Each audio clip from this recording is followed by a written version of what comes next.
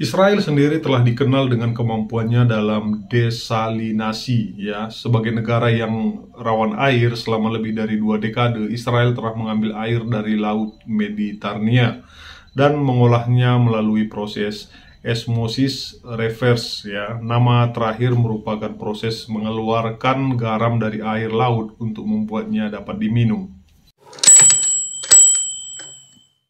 Satu pabrik desalinasi air laut yang terbesar di Israel dan di dunia mampu menyediakan air bersih yang dapat diminum lebih dari 1,5 juta penduduk di Israel.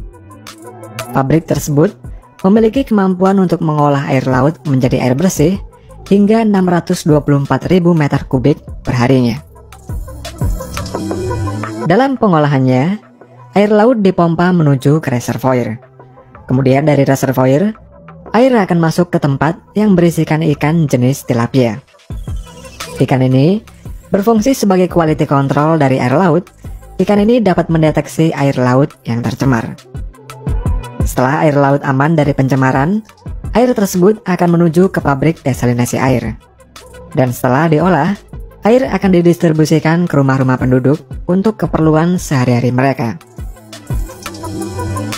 Selain memiliki teknologi yang dapat mengubah air laut menjadi air bersih, Israel juga memiliki teknologi yang dapat mengolah 90% air limbah menjadi air berkualitas tinggi yang dimanfaatkan untuk irigasi pertanian. Dengan jumlah tersebut, membuat Israel menjadi negara pertama di dunia yang mampu mengolah 90% air limbah menjadi air bersih. Sedangkan negara lain adalah Spanyol yang hanya memanfaatkan sekitar 30% air limbah saja. Air limbah yang berasal dari rumah penduduk Israel akan mengalir ke sistem pipa bawah tanah, yang kemudian air limbah ini akan didaur ulang dengan teknologi yang canggih untuk menjadi air berkualitas tinggi untuk mengairi pertanian di wilayah Israel. Dengan banyaknya air bersih yang ada di Israel, pemerintah Yordania berencana membeli air dari Israel tersebut. Langkah itu untuk mengatasi kekurangan pasokan air yang sedang dihadapi negara tersebut. Meskipun banyak sumur yang terletak di daerah terpencil di Yordania, namun air di sumur tersebut tidak memenuhi standar untuk kebutuhan minum. Nantinya Israel akan menjual 50 juta meter kubik air bersih per tahunnya ke Yordania. Dan jumlah tersebut sekitar 5% dari total air bersih yang ada di Israel. Kecerdasan yang dimiliki oleh orang Yahudi Ashkenazi, ya, dianggap hasil dari penyakit genetis yang mempengaruhi kecerdasan mereka di masa depan.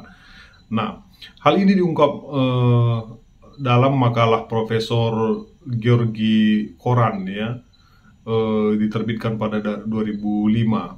Nah, Cochrane sendiri penasaran dengan kecerdasan dari Yahudi Ashkenazi.